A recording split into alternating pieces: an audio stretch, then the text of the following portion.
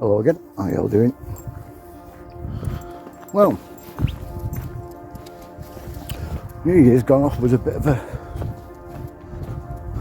bang, hasn't it? Quite literally, in one case. First of all, I just want to pass on my condolences to the families of the victims that were killed in the truck attack in New Orleans yesterday, on New Year's Eve. It's a horrendous situation. I won't wish it upon anyone. Pardon me. However, the fact that there was an ISIS flag that was found at the scene immediately made me suspicious. Now, those of you who've watched me for a while will know exactly why it made me suspicious.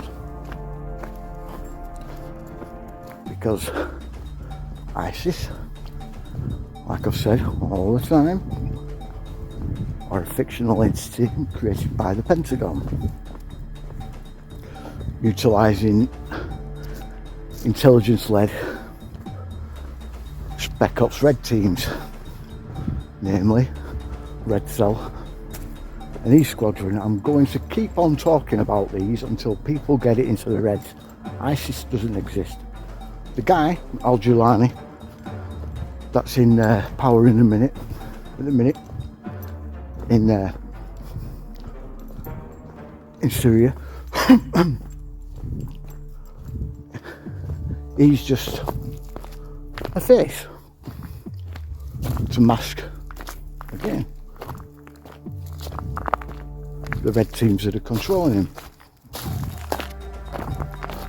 And you can tell this because of his ties to ISIS.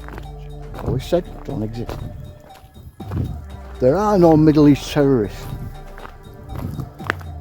There are only mercenary teams led by these red cells. That's what it's always been. Started off as Gladio, well, stay-at-home brigades in Italy, then turned into Gladio when it went worldwide. And the same kind of game plan, power structure, etc. is what they transferred over to these red teams. Watch my media, Mindspace and Manipulation series and you'll know exactly what I'm talking about, because I'll show you everything, as I've mentioned countless times before. This explosion outside Trump's hotel, the Tesla Cybertruck blowing up, that wasn't a lithium battery apparently, but was in fact an explosive device. That was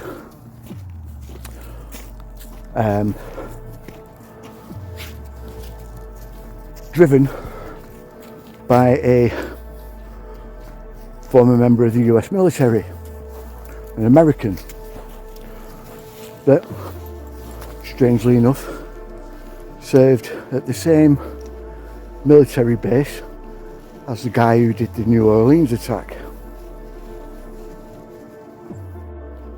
I think the guy who died when the Cybertruck exploded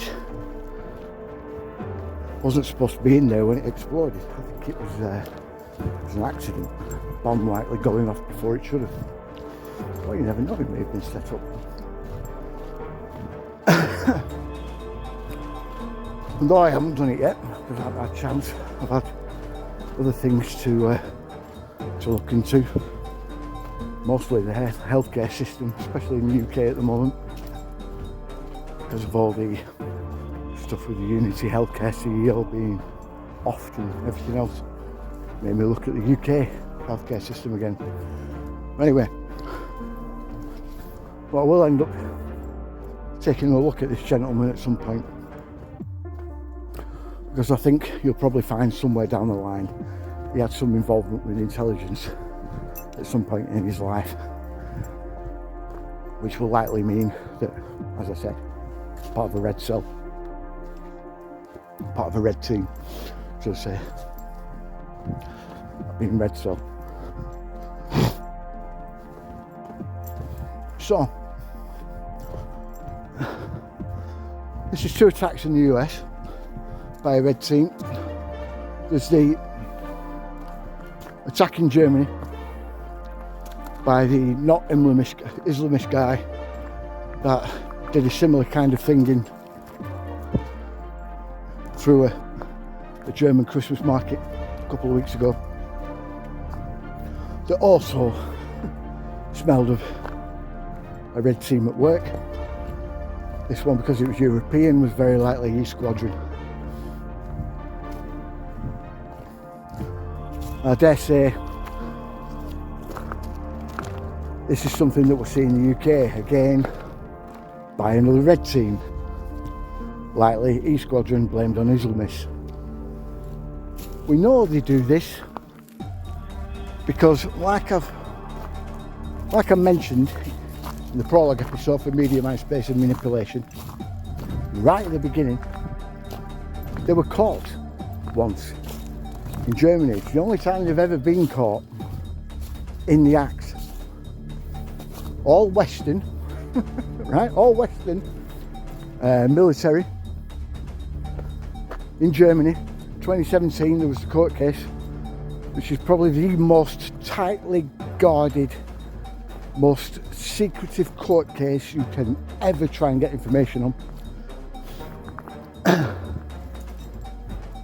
They were caught with fake Syrian passports that they were going to leave at the crime, and they were charged with possession of explosives, possession of fake passports, terrorism, and plotting to commit an act of terrorism on German soil. They were in fact going to give Europe its 9/11. But like I said, fortunately they were caught. But this is the only time a red team has ever been caught. Well, I say that actually. Russia, last year. Those Syrian guys that were caught weren't Syrian either, really. Well, they were Chechens that were employed by the CIA. Again, red team. These red teams are paramilitary. In other words, like I've said before, they're off the books. They're spec ops trained and specially trained to think and act like terrorists. And their speciality is false flag attacks.